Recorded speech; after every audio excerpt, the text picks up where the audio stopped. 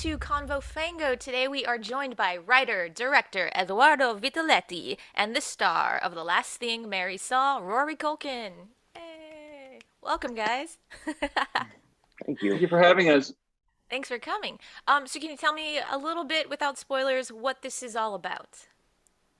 Well, we're here to talk about The Last Thing Mary Saw, which is my first feature film, and it is a story that's set in 1843, and it tells a story of Mary, a young woman who's under the investigation for a suspected murder that involved the grandmother of her family, and she was raised in a very strictly religious family. And as we go through the investigations and the questions that are being asked of her, we kind of start to unfold a little bit of what happened and what kind of forces are really at work, and brought about this tragedy. So that's kind of this. And Rory Culkin is in it, and he has an awesome, weird, twisted, dark character in it. And yeah, I guess that's what we're here for.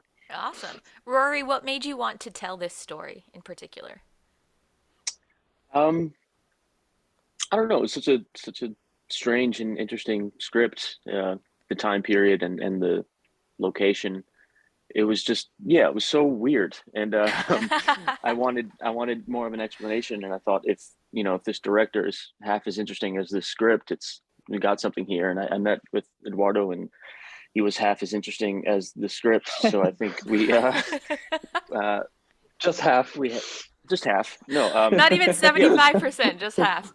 No, honestly, it was Eduardo that made me want to do it.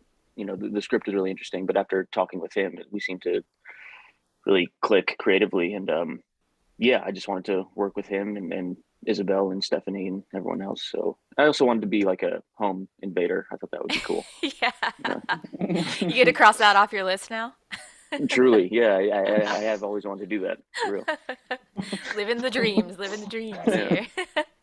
You also have some really cool, I don't want to give anything away, but distinguishing characteristics, I'll say, in this movie. Was that fun to get to play around with that? Yeah. It was the port wine stain and the burns.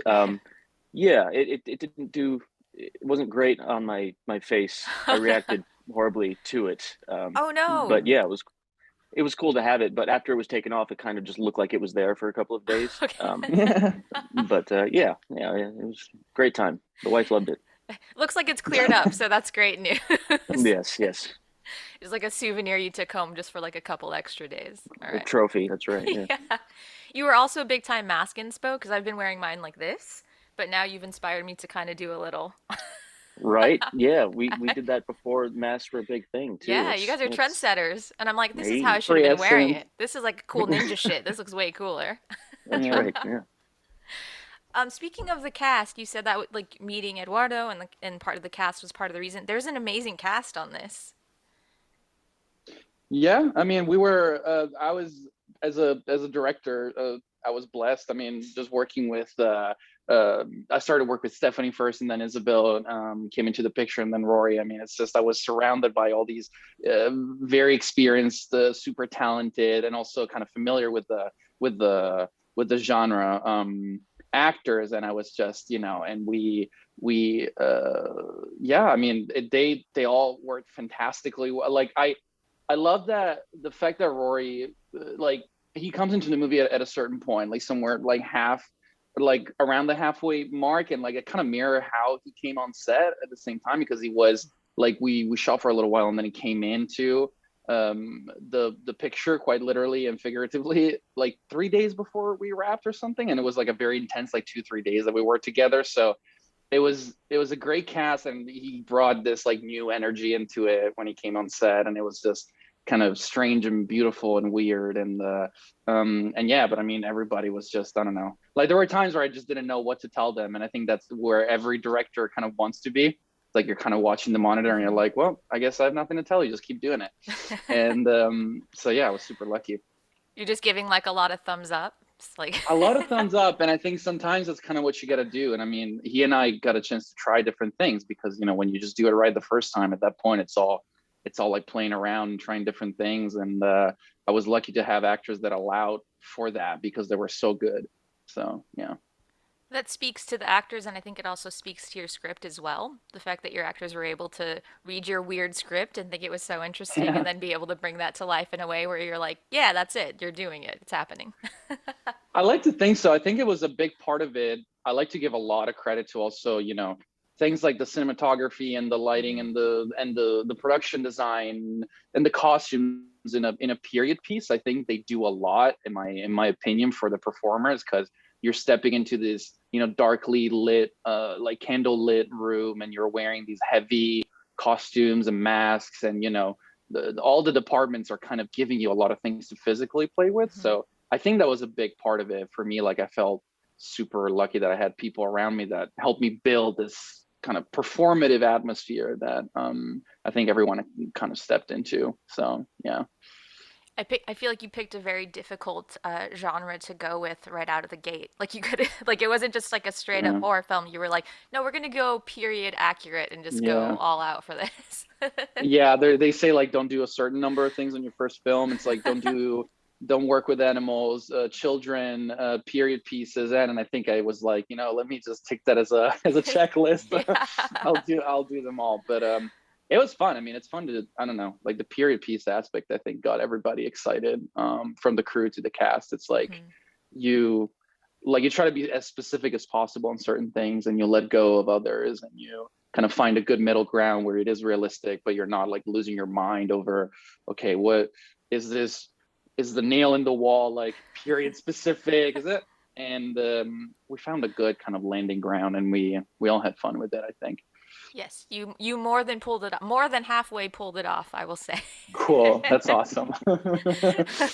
Rory, what was your favorite part about making this? I don't think it was like what Eduardo said, but I came in sort of late the last couple of days of shooting, and it's always weird when you enter this world that people have been building for a long time. But I had the benefit of playing this intruder, so I didn't need to be on the same page as everyone else. So there's kind of a freedom in that I can just be whoever I want, and it will be appropriate within a certain boundaries, of course. But yeah, I think it was just the set itself and the period. It was like walking into a painting, and it was sort of dreamlike, and you can kind of just get lost in it and sort of forget yourself in it. And yeah, it was cool. It was a really cool weekend I spent with them. Yeah, it was just, I was only there for, you know, two or 3 days, and it was just like a whirlwind. And yeah, it's so strange. It just felt like a dream. It's so odd to think of it in those terms, like watching it and watching you interact within it and then thinking, oh, that was just a weekend for you. Like that's wild. Yeah.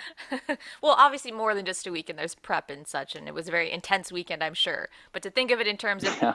you like intruded, you know, came in last minute in a couple days I and pieced out. I guess calling it a weekend sounds like a vacation. It just happened to be a Friday, Saturday, Sunday kind of stuff. But it was actually work. quite literally. Yeah. Yeah. I was like, oh, like a weekend retreat. I'm like, no, you were working heinously No. Yeah. too. Yeah. I will have Right, to yeah. say, I'm like such a fan and I love you and everything, even when you're, you know, in Scream 4. I love you in that, even though maybe I Oh, shouldn't. But I really didn't like you in this. I really was like, oh no, dislike you very much. great. So well Great. done. Thank you. That is a Something compliment. Thank you worked. so much. Yeah. I was like, I've never disliked you as much as I like you at this moment. Oh, great.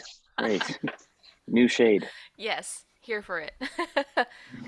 You know what? I was very intrigued by the quiet in this. I think we have a tendency to want to fill silence, but there's so much like horror and tension being built in those moments. Was there ever like the temptation to want to pace that quicker than you were initially thinking or go against that? Like, or were you just fine letting it linger that way? Oh no, it was all I will say I kind of I definitely stuck to my guns a lot as far as the silence. I mean, it was always very much embedded in the picture, like the idea of, without saying too much about it, but the idea of the climactic sort of last third of the movie to play out mostly in silence, with the silence essentially being broken by Rory's character here and there, was always the plan, I think, it adds a limitation that once you get over it, though, it just opens up the door to so much more. Mm-hmm. I mean, uh, for a director, and when I'm working with an actor, and the fact that we have sort of lines in our heads that we have to say with our eyes and without saying anything. I mean, it's just like it's really fun, and I think it really it opens up a lot of possibilities, and it was very inspiring to watch, especially Isabel and Stephanie. I think they have a lot of quiet moments, especially. I mean, for them, it was just very inspiring for me to watch them kind of achieve all these narrative beats without saying anything. I mean, I was in the hands of two very extraordinary actors who were doing that, and but yeah, it was always kind of the plan of it. I think it was the kind of glacially paced, very quiet, somber style of the movie, and yeah, it was fun. Very effective, and that climax in particular is just like Rory said, it's just so Yeah. fucking weird, and then you're just so uncomfortable sitting in there, and there's just like dread building and building, and you're like, oh, this is uncomfortable, but I love it. Good. I'm glad. All right, is there anything else you guys would like to share with us? Any kind of like cool moments from shooting or anything? I don't know. I mean, I thought like the real like moment that when Rory came on set and started to like do his weird monologue, because like it really is true that like I think you were shooting something else right up against it, and then he came over and like he had all these like weird lines to memorize, and the and it, I don't know, I do have this memory of looking at the monitor and kind of looking at him just sort of all like kind of weird as this character, and be like, man, I don't know what to tell this guy. Like he just needs to get going. And I think, I don't know, like I had a great time working with him and working with everybody else, and it was just yeah, definitely a big highlight that day when he came on set and started to deliver this fucked up monologue, for sure. That monologue is great. Yeah, it's fun. Thanks.